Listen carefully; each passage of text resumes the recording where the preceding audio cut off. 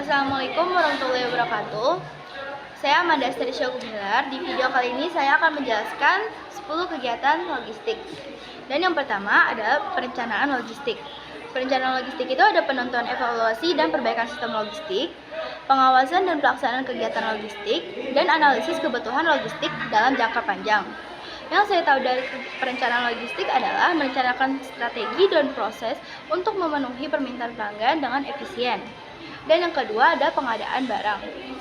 Pengadaan barang itu ada identifikasi kebutuhan barang atau bahan baku, pemilihan dan evaluasi pemasok yang sesuai, dan negosiasi harga dan syarat dengan kontrak pemasok.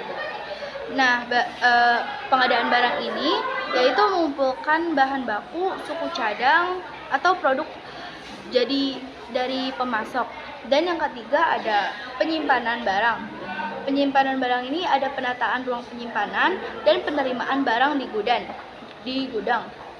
Penyimpanan barang di gudang yaitu proses menata, menjaga, dan mengelola stok barang di suatu tempat agar tetap dalam kondisi baik dan mudah diakses saat dibutuhkan.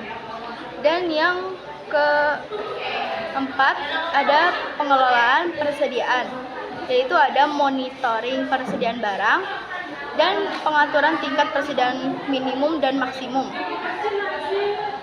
yaitu proses perencanaan, pengendalian, dan pemantauan stok barang untuk memastikan ketersediaan barang yang optimal tanpa kelebihan atau kekurangan.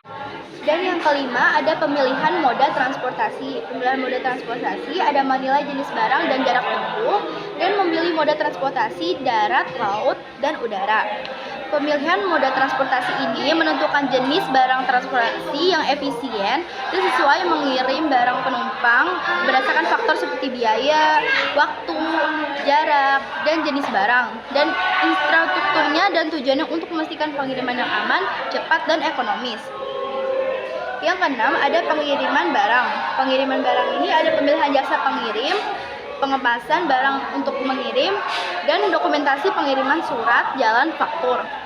Pengiriman barang adalah proses memudahkan barang dari suatu lokasi ke lokasi lain seperti menggunakan moda transportasi seperti darat, laut, dan udara, dan tujuannya untuk memastikan barang sampai tujuan dengan tepat waktu dalam kondisi baik. Yang ketujuh ada pelacakan dan permintaan, yaitu ada penggunaan sistem pelacakan atau tracking system dan pemantauan status pengiriman secara real time. Pelacakan dan pemantauan menurut saya adalah memantau pergerakan dari suatu barang atau kendaraan dalam rantai pemasok menggunakan teknologi seperti GPS atau sistem manajemen logistik lainnya. Dan yang kedelapan ada distribusi barang. Distribusi barang ada pengatur rute distribusi, penjadwalan pengiriman ke lokasi tujuan, dan pengatur titik distribusi dan subdistribusi, yaitu barang untuk menyalurkan produk menjadi produsen atau pusat penyimpanan ke konsumen atau titik penjualan, dan tujuannya untuk memastikan barang sampai dengan tepat waktu dalam kondisi baik dan sesuai permintaan yang benar.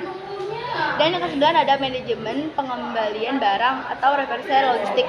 Ada penerimaan barang retur, pengujian kualitas barang yang dikembalikan, dan pemrosesan retur barang dan pengembalian.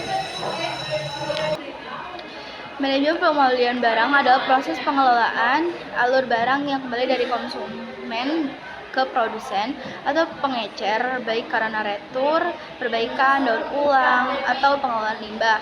Tujuan utamanya adalah mengoptimalkan efisiensi biaya dan mengurangi dampak lingkungan dalam memastikan barang yang dikembalikan dapat dikelola dengan cara yang ramah lingkungan dan ekonomis.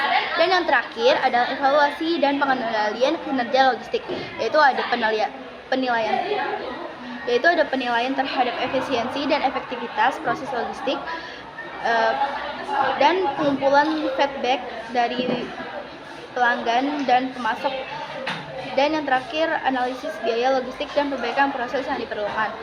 Dan yang terakhir adalah proses pemantauan, mengukur dan mengevaluasi efektivitas serta efisiensi aktivitas logistik dalam suatu perusahaan. Sekian dari saya. Wassalamualaikum warahmatullahi wabarakatuh.